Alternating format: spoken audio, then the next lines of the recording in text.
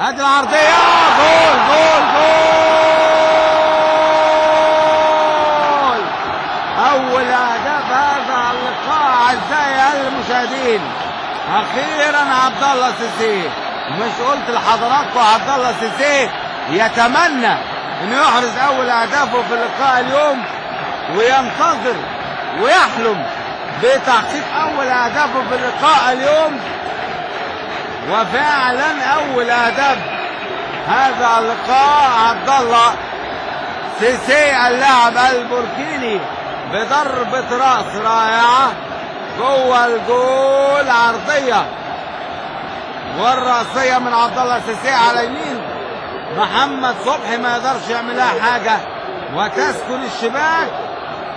هذه العرضية وعبد الله سيسي قبل معتصم سالم يحرز اول اهداف هذا اللقاء في الدقيقة 33. عبد الله سيسي